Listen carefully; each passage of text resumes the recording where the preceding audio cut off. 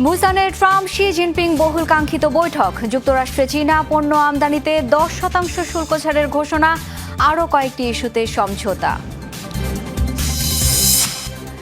আলোচনায় রাশিয়ার Poseidon torpedo. তেজস্ক্রিয় সুনামির মাধ্যমে ধ্বংস করতে পারে যে কোনো উপকূলীয় শহর।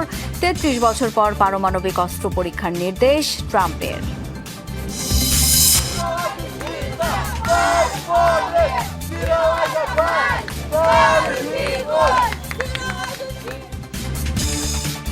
গ্যাং বিরোধী অভিযান ঘিরে ব্রাজিলে উত্তেজনা। কেন্দ্রীয় সরকারকে না জানিয়েও রক্তক্ষয়ী অপারেশন পরিচালনার অভিযোগ। প্রতিবাদে সাধারণ মানুষের বিক্ষোভ।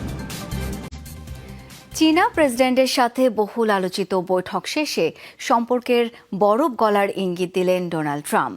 জানান, 1.5 ঘন্টার বৈঠকে চীনকে 10% শুল্ক ছাড়ের আশ্বাস দিয়েছেন মার্কিন প্রেসিডেন্ট। বাণিজ্য চুক্তি 1 বছরের জন্য বর্ধিত করে দুই পক্ষ। দুই প্রভাবশালী রাষ্ট্রপ্রধানের মধ্যে আরও বেশ কয়েকটি ইস্যুতেও সমঝোতাও হয়েছে। সিদ্ধান্ত হয়, মার্কিন প্রেসিডেন্টের চীন সফরের পর যুক্তরাষ্ট্র সফর করবেন শি জিনপিং।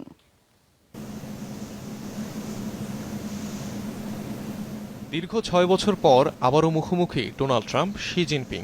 দুই পরাশক্তি যুক্তরাষ্ট্র ও চীনের রাষ্ট্রপ্রধানের বৈঠক ঘিরে পুরো বিশ্বের নজর ছিল দক্ষিণ কোরিয়ার বন্দরনগরী বুসানে। স্থানীয় সময় সকাল 11টার কিছুক্ষণ আগে বৈঠকস্থলে অবতরণ করে মার্কিন প্রেসিডেন্টকে বহনকারী হেলিকপ্টার মেরিন ওয়ান। এর পরপরই সেখানে পৌঁছায় শি জিনপিং এর উড়োজাহাজ।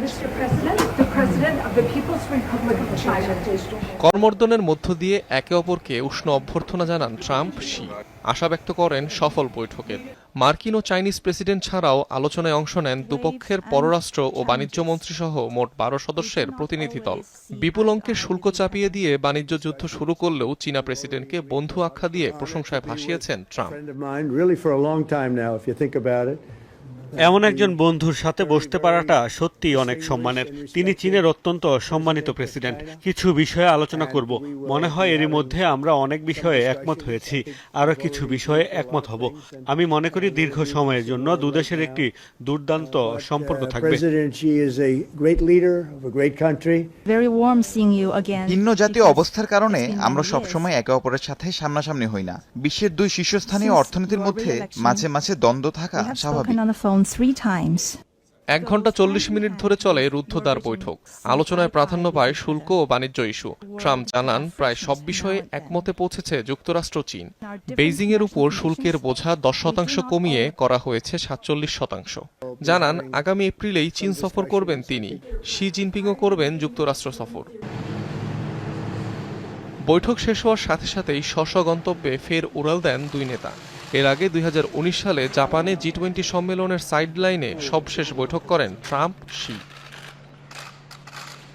অনিক রহমান, যমুনা নিউজ। তেজস্ক্রিয় সুনামি সৃষ্টি করে মুহূর্তেই উপকূলীয় শহর ধ্বংসে সক্ষম রাশিয়ার নতুন টর্পেডো, যা একাধারে পারমাণবিক শক্তি চালিত এবং ক্ষমতা সম্পন্ন।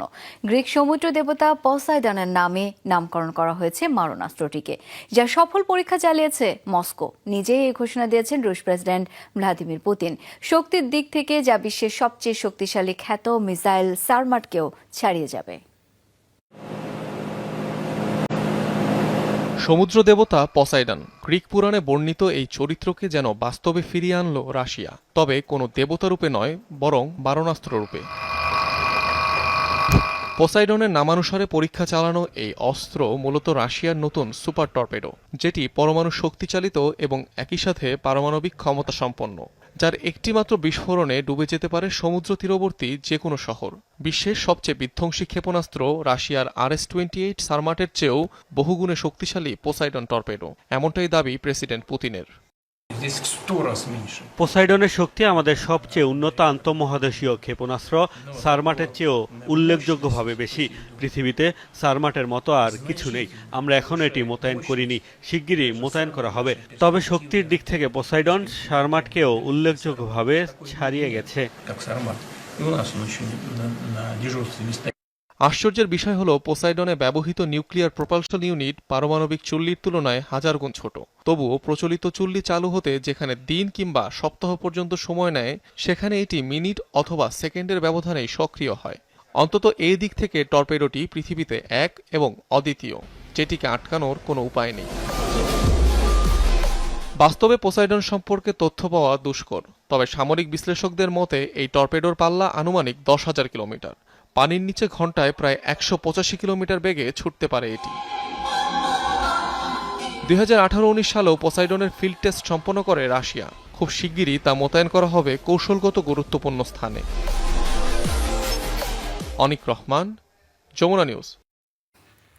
রাশিয়া ও যুক্তরাষ্ট্র দুই পরাশক্তির পারমাণবিক তৎপরতা ঘিরে তৈরি হয়েছে টানটান উত্তেজনা। 33 বছর পর পারমাণবিক অস্ত্র পরীক্ষা শুরুর নির্দেশ দিয়েছেন মার্কিন প্রেসিডেন্ট ডোনাল্ড ট্রাম্প।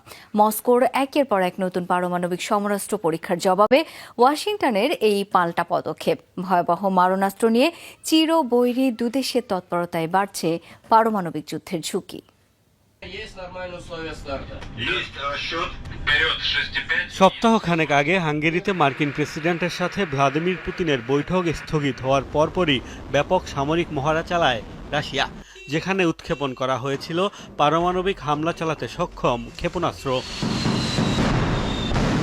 ওই মহড়ার রেশ না কাটতেই চলতি সপ্তাহে নতুন দুটি পারমাণবিক সমরাস্ত্রের সফল পরীক্ষা চালানোর দাবি করেছেন রুশ প্রেসিডেন্ট ভ্লাদিমির পুতিন। সীমাহীন পাল্লার বুরোভেস্টনিক ক্রুজ মিসাইলের পর সফল হয়েছে আলোচিত সুপার টর্পেডো পোসাইডনের পরীক্ষাও। ইউক্রেন যুদ্ধ বন্ধে যখন কার্যকর সমাধান আসছে না, তখন মস্কোর পারমাণবিক তৎপরতাকে রীতিমতো উস্কানি হিসেবে নিচ্ছে ওয়াশিংটন। জবাবে পাল্টা পদক্ষেপের ঘোষণাও দিয়েছে।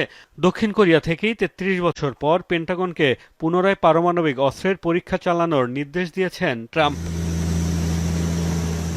এতদিন নিয়মিত পারমাণবিক অস্ত্রের মহড়া চালাতে দেখা গেছে একমাত্র উত্তর কোরিয়াকেই।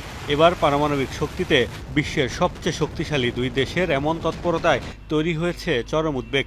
ভয়াবহ অস্ত্রের প্রতিযোগিতা শুরু হওয়ায় পারমাণবিক যুদ্ধের ঝুঁকি তৈরির শঙ্কা বিশ্লেষকদের। সারা বিশ্বের মোট পারমাণবিক অস্ত্রের 87% যুক্তরাষ্ট্র ও রাশিয়ার দখলে। এর মধ্যে মস্কোর প্রায় 5,500 নিউক্লিয়ার ওয়ারহেডের বিপরীতে ওয়াশিংটনের ভান্ডারে রয়েছে 5,100টি। মোস্তফা মাহমুদ, যমুনা নিউজ। দক্ষিণ কোরিয়াকে পরমাণু শক্তিচালিত সাবমেরিন বানানোর অনুমতি দিল যুক্তরাষ্ট্র। দেশটিতে সফররত অবস্থায় সামাজিক মাধ্যমে দেয়া পোস্টে বিষয়টি জানান মার্কিন প্রেসিডেন্ট ডোনাল্ড ট্রাম্প। এ লক্ষ্যে সিউলকে প্রয়োজনীয় প্রযুক্তি দিয়ে সহায়তা করবে ওয়াশিংটন। এর আগে মিত্র যুক্তরাষ্ট্রের কাছে সাবমেরিনের জন্য পারমাণবিক জ্বালানির আবেদন জানায় দক্ষিণ কোরিয়া। দুদেশের মধ্যকার চুক্তি অনুযায়ী মার্কিন সম্মতি ছাড়া নিউক্লিয়ার ফুয়েল পুনঃ প্রক্রিয়াকরণ করতে পারবে না সিউল। সাধারণত ডিজেল চালিত সাবমেরিনের তুলনায় নিউক্লিয়ার সাবমেরিন দীর্ঘ সময় পানির নিচে থাকতে পারে।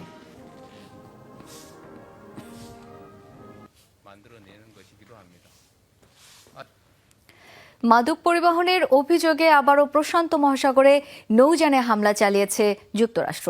এতে কমপক্ষে 4 জন নিহত হয়েছে। মার্কিন যুদ্ধমন্ত্রী পিট হেগসেথ হামলার ভিডিও প্রকাশ করে বিষয়টি নিশ্চিত করেন। প্রশান্ত মহাসাগরের পূর্বাঞ্চলে আন্তর্জাতিক জলসীমায় এই অভিযান চালানো হয়। একদিন আগেই মার্কিন সামরিক বাহিনীর হামলায় একই অঞ্চলে আরও 14 জনের প্রাণ যায়। মাদক বিস্তার ঠেকাতে সম্প্রতি ভেনেজুয়েলা উপকূলের কাছে প্রশান্ত মহাসাগর ও ক্যারিবীয় জলসীমায় যুদ্ধ জাহাজ অ্যাটাক সাবমেরিন ও নৌসেনা মোতায়েন করে ওয়াশিংটন। মাদক পাচারের অভিযোগে গেল 2 মাসে যুক্তরাষ্ট্রের হামলায় কমপক্ষে 60 জনের মৃত্যু হয়েছে অঞ্চলটিতে। নিজেরাই নিজেদের যুদ্ধ জাহাজে হামলা চালিয়ে ফাঁসাতে চেয়েছিল ভেনেজুয়েলাকে। যুক্তরাষ্ট্রের কেন্দ্রীয় গোয়েন্দা সংস্থা সিআইএর বিরুদ্ধে এই অভিযোগ করেন প্রেসিডেন্ট নিকোলাস মাদুরো। বলেন, হামলার নাটক সাজিয়ে ভেনেজুয়েলায় সামরিক অভিযানের অজুহাত হিসেবে ব্যবহারের লক্ষ্য ছিল ওয়াশিংটনের। সেই লক্ষ্যে নাশকতাকারীদের অর্থায়নও করে তারা। তবে তাদের এই চক্রান্ত নস্যাৎ করেছে কারাকাস। রোববার ভেনেজুয়েলার প্রতিবেশী ত্রিনিদাদ ও টোবাগোয় ভিড়ে মার্কিন guided missile destroyer USS Gravely, যাতে হামলার ষড়যন্ত্র এঁটেছিল মার্কিন গোয়েন্দা সংস্থা সিআইএ, এমন অভিযোগ মাদুরোর।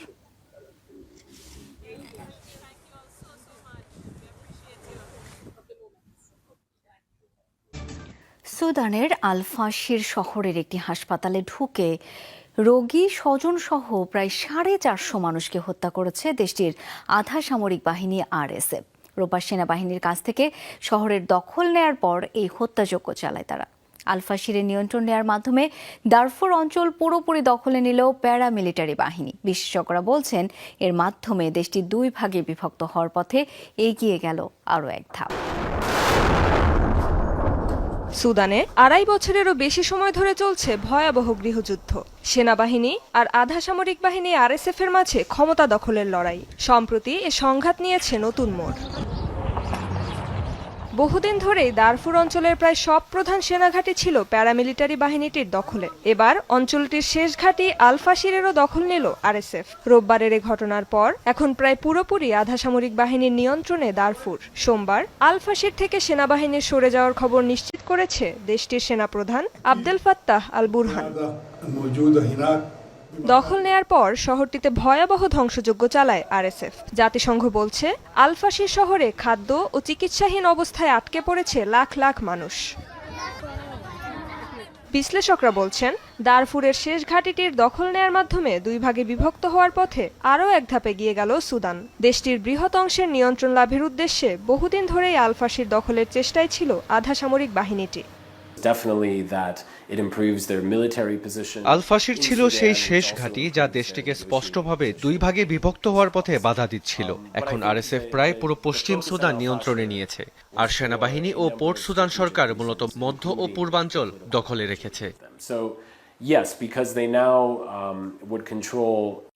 ২০২৩ সালের এপ্রিলে শুরু হওয়া এ গৃহযুদ্ধে এখন পর্যন্ত প্রাণ হারিয়েছে ১.৫ লাখেরও বেশি মানুষ, আর বাস্তুচ্যুত হয়েছে অন্তত ১,৪০,০০,০০০ বাসিন্দা। মানবাধিকার সংস্থাগুলো জানিয়েছে বেসামরিক নাগরিকদের হত্যা, ধর্ষণ ও জাতিগত আক্রমণ চালাচ্ছে আরএসএফ, যা তৈরি করছে গণহত্যার শঙ্কা।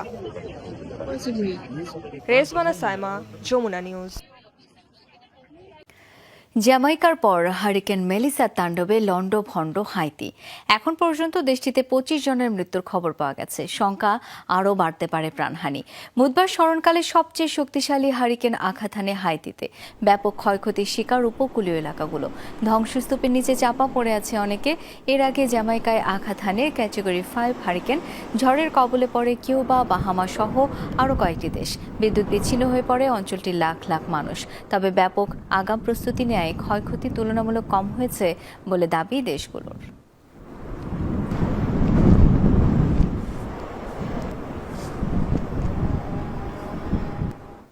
দর্শক, যমুনা ডেস্কে পর্যন্তই। ধন্যবাদ এতক্ষণ সাথে থাকার জন্য।